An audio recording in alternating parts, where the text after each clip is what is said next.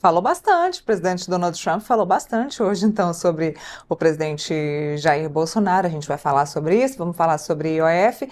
E quando eu digo a gente, é porque eu não estou sozinha. A colunista do Portal Metrópolis, Andresa Matar, está aqui comigo. Oi, Andresa, muito boa tarde. Oi, Neila, boa tarde. Que bom que você voltou de férias. Estamos de O país volta. continua animado. Boa tarde para nossa audiência. E eu queria ter um amigo assim. Na Te verdade, ele defende disse que tanto, não né? é amigo dele, né? É uma pessoa que ele conhece. Então, se ele defende tanto assim uma pessoa que ele conhece, imagine os amigos. Fato é que o Procurador-Geral da República, Paulo Gonet, acabou divulgando, entregando a sua opinião final sobre a questão da trama do golpe ao Supremo Tribunal Federal ontem, depois da manifestação aí de Donald Trump da imposição desse tarifaço de 50% às exportações brasileiras. É engraçado, Andresa, porque nada nessa história, nada quando se refere a Jair Bolsonaro é por acaso. Tudo acontece depois de algum episódio específico, dessa vez não foi diferente, né? Pois é, o calendário, né? O calendário da justiça está andando junto com o calendário político, que não deveria ocorrer porque a justiça precisaria ter o seu tempo, mas nitidamente foi uma resposta do Poder Judiciário brasileiro a essa pressão que o Trump tem feito sobre o Brasil por conta do julgamento do ex-presidente Jair Bolsonaro. Eu até conversei com o PGR, o Gonet lá em Portugal, quando eu estive ali no famoso Gilmar Palusa, perguntei a ele quando é que ele iria apresentar, né, as considerações dele, quando é que seria o julgamento. Ele falou, olha, ainda neste ano, mas não tinha essa previsão de que seria no primeiro semestre. Há uma intenção de se fazer neste ano para não contaminar o ano eleitoral do ano que vem, o que também une, né, os calendários políticos com o do judiciário, que isso não deveria ocorrer.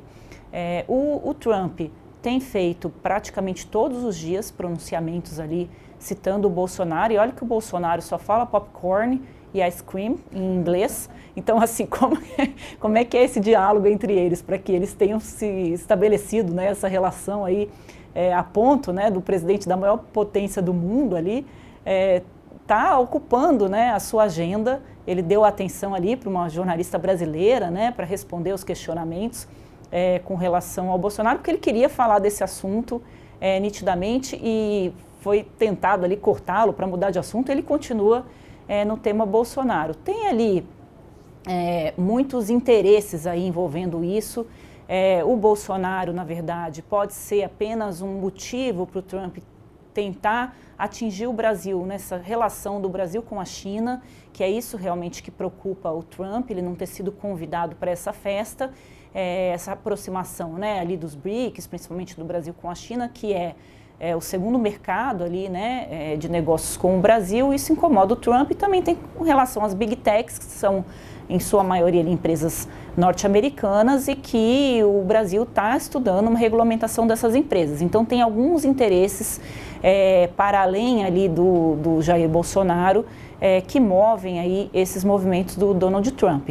E também, né, claro, a gente não pode desconsiderar esse cordão de direita, né, que há um interesse que seja feito aí no mundo, e o Jair Bolsonaro representa a direita aqui no Brasil, que é o maior país aqui, né, da América do Sul. Então, tem vários elementos aí. Tem problemas o Donald Trump falar do Bolsonaro?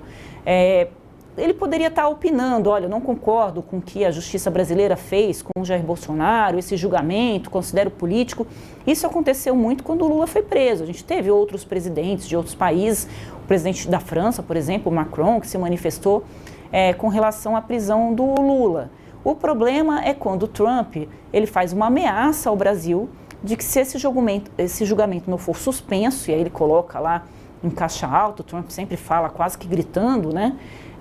Quando ele trata de alguns assuntos que o movem ali nas paixões políticas, ele está fazendo críticas e questionamentos e tentando influenciar uma decisão da justiça brasileira. E aí é que começam os problemas, porque ele está afetando aí a soberania nacional em um julgamento do Supremo Tribunal Federal que está respeitando todas as regras, e a gente não tem nenhum elemento que se coloque que o Brasil tem uma perseguição política com relação ao Bolsonaro, por mais que seja essa, né, o discurso que ele faz para tentar capitanear politicamente todo esse episódio que o cerca, né, Neil?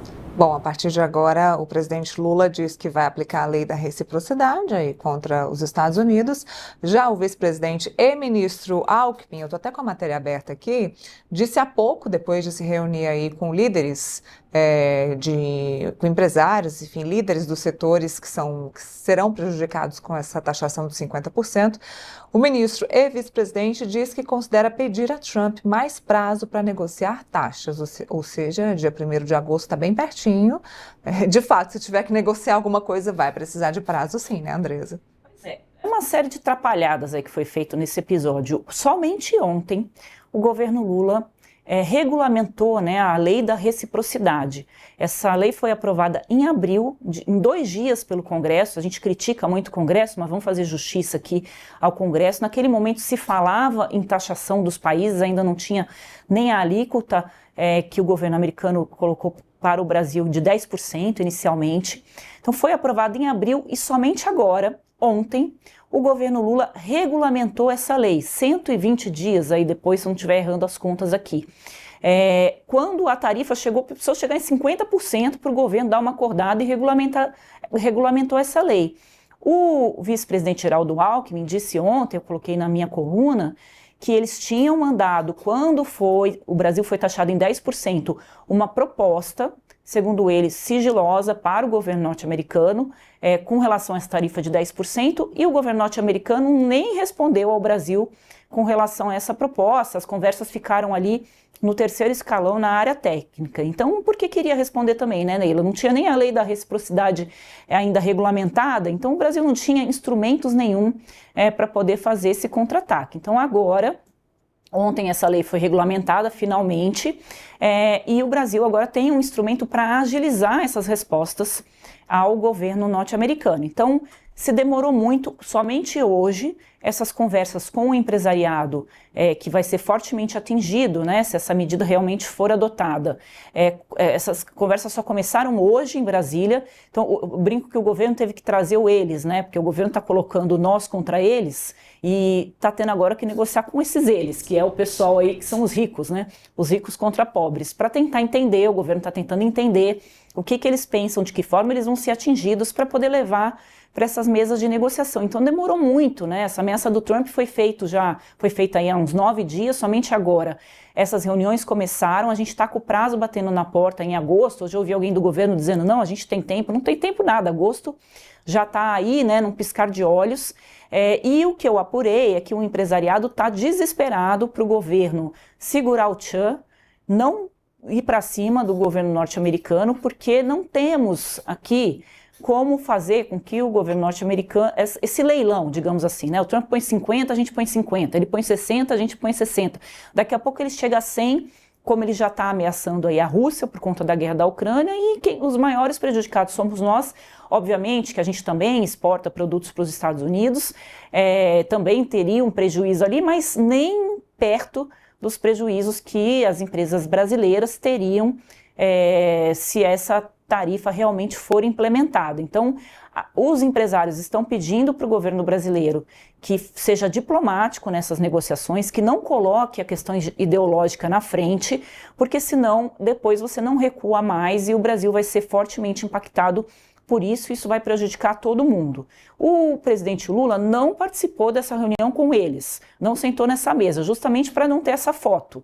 Então, deixou ali para o Geraldo Alckmin, que até então estava ali escanteado no governo. A gente viu várias reuniões internacionais que o presidente Lula não foi e mandou a Janja, né, para representar o Brasil, mesmo ela não tendo cargo nenhum, ao invés de mandar o vice-presidente Geraldo Alckmin. Então, o Alckmin ficou lá escondidinho, foi o escolhido para ter essas negociações com o empresariado. Ele é uma pessoa bastante respeitada pelo empresariado, só que não é ninguém para o governo norte-americano. Então, tanto que o Alckmin esteve lá e não teve nenhum reflexo com relação a isso, né? O grande peso político do país é o presidente Lula, que até agora, desde o início do mandato, não fez nenhum esforço para conversar com o governo norte-americano.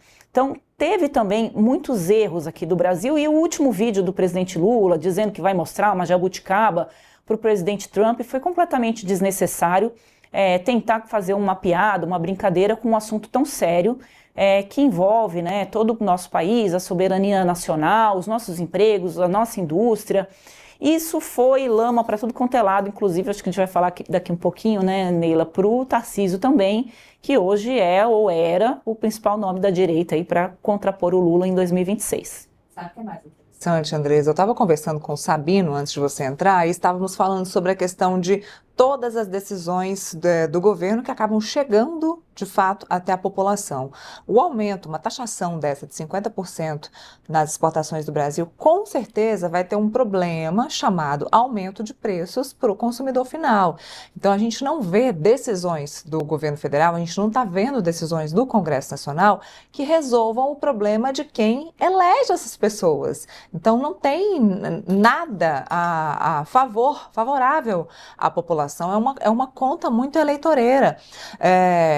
Donald Trump falando aí de Bolsonaro, Lula fazendo picuinha por conta de Alexandre de Moraes, sendo que, exatamente isso que você disse, o empresariado precisa de uma negociação e não de uma picuinha por conta de problemas políticos com Alexandre de Moraes, ou com redes sociais, ou com plataformas. Fato é que, me parece que o presidente Lula não consegue enxergar que a lei da reciprocidade, quando ela for, então, submetida aos Estados Unidos, ela não trará consequências tão grandes para os Estados Unidos como trará para a gente. Então, é o momento de baixar a bolinha e é o que você disse, conversar, tentar negociar, e o prazo está acabando sim. O prazo está acabando, então é necessário que haja essa conversa de peso do presidente Lula, como você disse. Está faltando adulto na sala, né, para tentar resolver essas conversas. O presidente Lula deveria estar nessa reunião hoje com o empresariado, na minha avaliação. A gente está... esse é aquele momento que deveria ser feito assim me fugiu aqui a palavra, mas assim, uma conciliação, põe todo mundo na mesa, vamos discutir como sair desse impasse. O Brasil tem condições de sair maior e melhor, reafirmar, né, a sua soberania, né? Olha, aqui a gente tem as nossas regras, as nossas leis, vamos conversar e tirar da frente essa questão, uma concertação, essa palavra que eu queria lembrar. E tirar da frente essa questão ideológica. O problema, Neila, é que a gente está muito contaminado pelo ano eleitoral de 2026. Hoje eu estava conversando com um parlamentar que me disse isso, esse período daqui para as eleições encurtou com esse episódio todo, né? A gente viu pesquisas saindo, o governo melhorando aí nas pesquisas, a ponto do governo estar comemorando que ele está melhorando nas pesquisas. A gente tem uma crise e a comemoração do governo é que o governo está conseguindo capitanear politicamente, eleitoralmente essa crise. A que ponto que chegamos? E a gente tem uma figura muito afetada, que é o Tarcísio, e isso também o governo comemora, que é hoje o principal nome da direita para as eleições presidenciais. Ele é um nome que ele pode nem estar pontuando tanto nas pesquisas, mas ele tem ali uma interlocução com o empresariado, uma interlocução com o Supremo Tribunal, algumas portas ali abertas para ele, que o Lula tem ficado só com uma frestinha.